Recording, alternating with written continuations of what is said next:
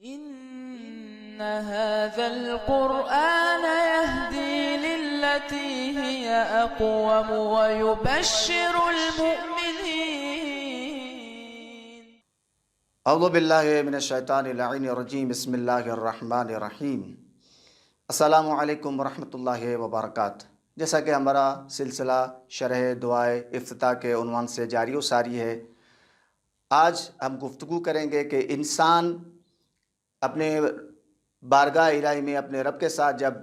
دعا کرے، اس کی بارگاہ میں آئے، تو اس کا واحد راستہ یہی ہے کہ پہلے حمد و ثنا، تمجید اور تحلیل بیان کرے اور پھر بارگاہ الہی میں سوال کرے، نبی پر صلوات پڑھے، تو خدا متعال کی بارگاہ سے اسے عطا ہوتا ہے. اسی کے ساتھ جو ایک نقطہ، مین نقطہ ہے، مہم نقطہ ہے، وہ یہ ہے کہ ماہ مبارک رمضان ہے اور انسان اپنے رب سے رابطہ رکھے، اور یہ وہ ماہ ہے کہ رابطے اس ماہ میں کم ہو جاتے ہیں. جتنے بھی موانع ہیں، جتنی بھی وہ مشکلات ہیں جو انسان اپنے پروردگار سے رابطہ نہیں کر پاتا، وہ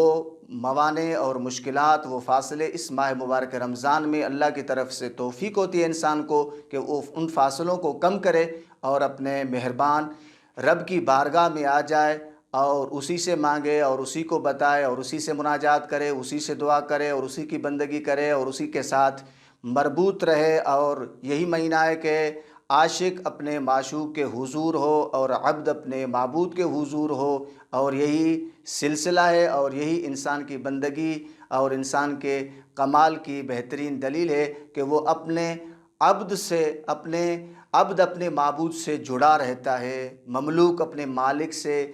جڑا رہتا ہے. اور یہی ماہ مبارک رمضان کی برکت ہے کہ ہمیں اپنے پروردگار کے ساتھ ساتھ امام زمانہ علیہ الصلوۃ والسلام کے ساتھ بھی ارتباط برقرار رکھنا چاہیے، کیونکہ یہ دعا افتتاح امام زمانہ سے منسوب ہے اور اس ماہ مبارک رمضان میں اس کے پڑھنے کی بہت تاکید ہوئی ہے. تو اسی عنوان سے انسان کو اپنے وقت کے امام کو بھی یاد رکھنا چاہیے. اور واقعی اس دعا کے بہترین معارف ہیں، اور ان دعا کے معارف کو چھوٹے ہوں، بڑے ہوں، بوڑھے ہوں، خواتین اور خاص طور پر ہمارے جو نوجوان دوست ہیں، اس دعا کے معارف کو یاد کریں، اس دعا کی تلاوت کو خود اپنے گھروں میں، مساجد میں عام کریں اور پڑھیں، اور اس کے معارف سے امام زمان علیہ الصلوۃ والسلام کے ساتھ ارتباط برقرار کریں.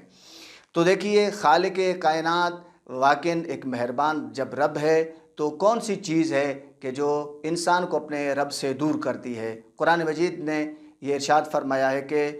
یا ایھا الانسان ما غرک بربک الکریم، اے انسان، تجھے اپنے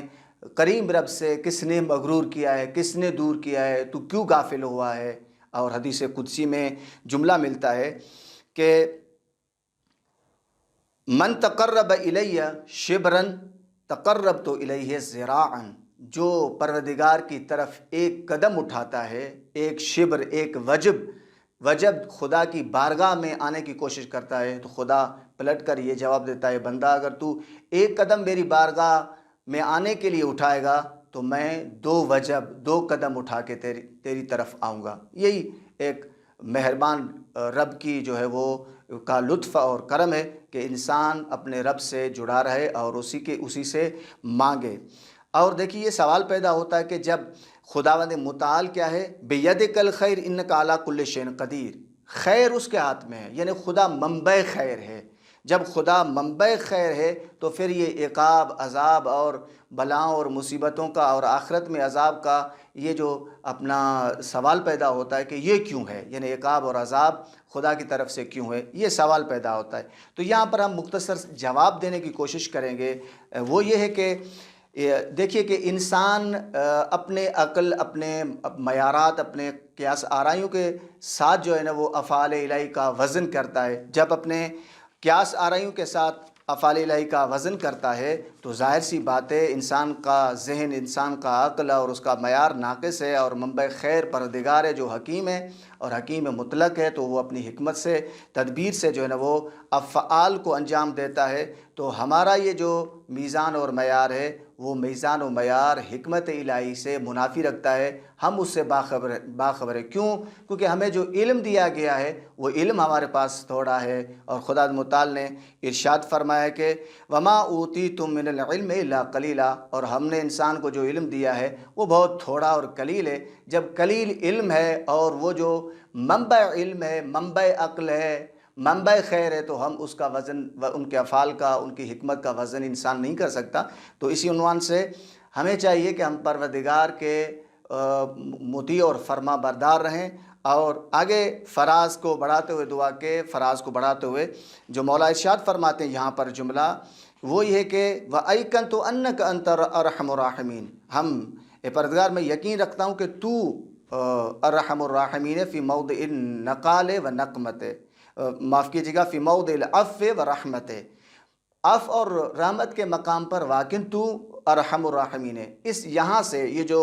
فراز ہیں، اور مزید میں تلاوت کر دیتا ہوں اس فراز کی، وَأَشَدُّ الْمُعَاقِبِينَ فِي مَوْضِعِ النَّقَالِ وَنَقْمَتِ، یہ جو جملے ہیں ان فکروں میں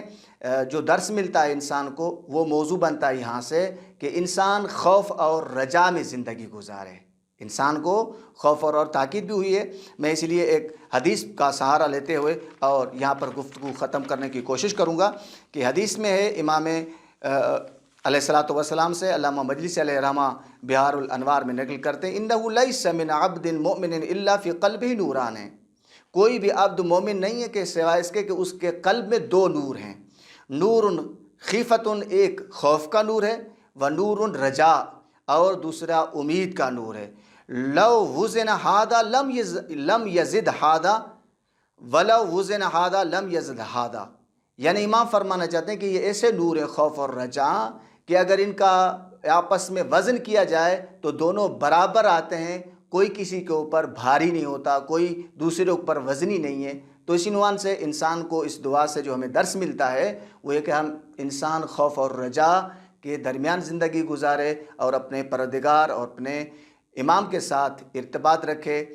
اسی کے ساتھ ہمیں اجازت دیجیے، انشاءاللہ اگلی نشست میں ہم مزید معارف کے ساتھ آپ کی خدمت میں حاضر ہوں گے۔ تب تک کے لیے ہمیں اجازت چاہیے۔ والسلام علیکم ورحمۃ اللہ وبرکاتہ۔